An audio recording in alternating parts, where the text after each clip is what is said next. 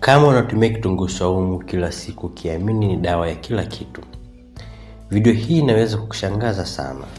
Watu wengi wanajua faida za kitunguu saumu, lakini hawajui kuwa baadhi ya watu kinaweza kusababisha matatizo makubwa mwilini. Ndiyo, kuna watu wengi hawapaswi kutumia kitunguu saumu kupita kiasi, na wengine wanapaswa kuwa waangalifu sana kabla ya kukitumia.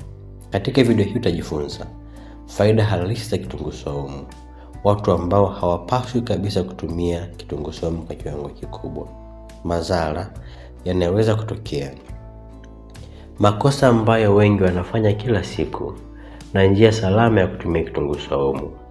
Hivyo hakikisha unaangalia video hii mpaka mwisho, lakini usisahau kusubscribe kwa sababu sehemu ya mwisho inaweza kukusaidia kulinda afya yako.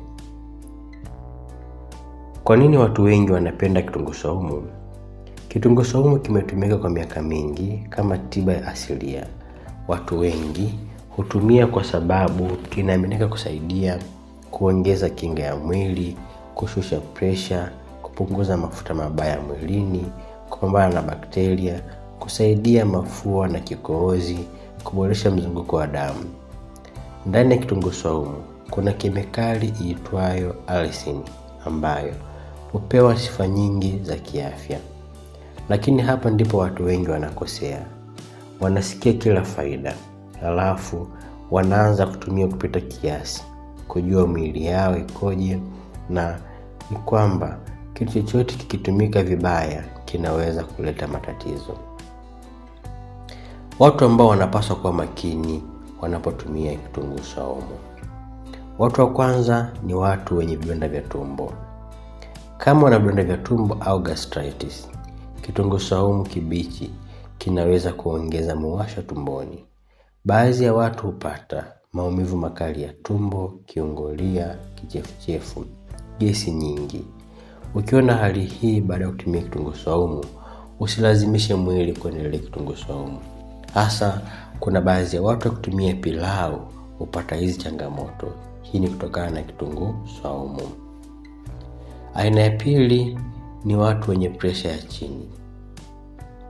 Kitunguu saumu kinaweza kusaidia kushusha pressure, lakini kama tayari pressure yako iko chini, kutumia sana kunaweza kufanya kizunguzungu, mwili kuwa dhaifu, kupoteza nguvu na kuzimia kwa baadhi ya watu.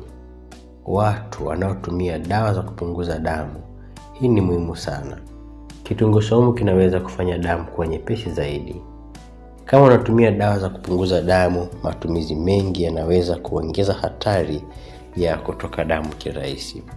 Ndiyo maana baadhi ya madaktari hushauri watu wanaotarajia kufanyiwa upasuaji waache kutumia kitunguu saumu kingi kwa muda mrefu. Aina ya 4 ni watu wenye allergy. Ingawa si kawaida sana, baadhi ya watu wana allergy ya kitunguu saumu. Dalili zinaweza kuwa kuwasha mwili, upele, kuvimba, kupumua kwa shida. Ukiona dalili hizi, acha kutumia na tafuta ushauri wa daktari.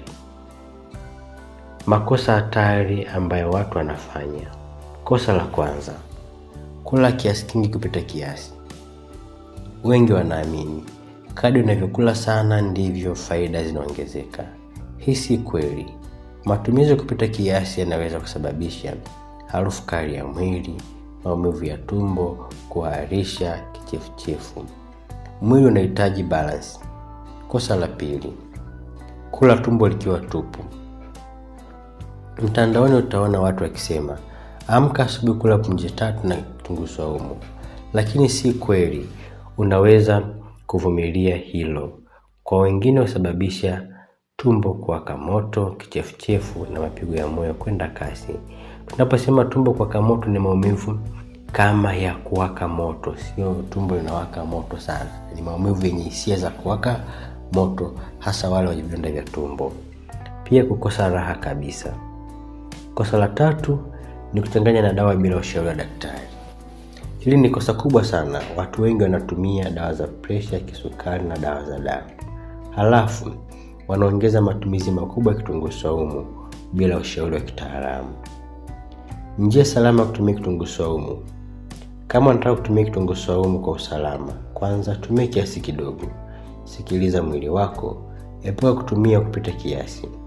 Ikiwa una matatizo ya kiafya, pata ushauri wa daktari kwanza, na kumbuka, kitu cha kwanza cha asilia haimaanishi kitafaa kwa kila mtu. Watu wengi wanafikiria kwa sababu ni asili basi hakina madhara, lakini hata vitu vya asilia vinaweza kuwa na athari kwa baadhi ya watu. Ukweli ambao watu wengi hawajui. Kitu muhimu zaidi si kutumia kitunguu saumu pekee, bali ni afya bora hutegemea lishe nzuri, kulala vizuri, mazoezi na kupunguza stress. Kunywa maji ya kutosha. Hakuna chakula kimoja cha miujiza kitakachotatua kila tatizo la kiafya. Na ndiyo maana ni muhimu kujifunza ukweli kabla ya kuamini kila kitu unachokiona mitandaoni. Kama unapenda kujifunza zaidi kuhusu afya, lishe, presha, kisukari na magonjwa yasiyoambukizwa, kuna kitabu tumekuandalia kwa lugha rahisi sana, kinapatikana kwa shilingi 5 tu. Kwa hiyo, kitunguu saumu kinaweza kuwa na faida nyingi, lakini si cha kila mtu. Muhimu ni kutumia kwa uelewa, kiasi, na kuangalia mwili wako unavyoitikia. Usikimbilie kutumia kitu kwa sababu tu watu wengi wanakisifia mtandaoni. Afya ni safari ya kuelewa mwili wako vizuri. Na mimi nimejifunza jambo jipya. Niandike kwenye comment section nimejifunza. Usisahau kulike, kusubscribe na kushare video hii kwa marafiki. Nikutakie siku njema na Mungu akubariki.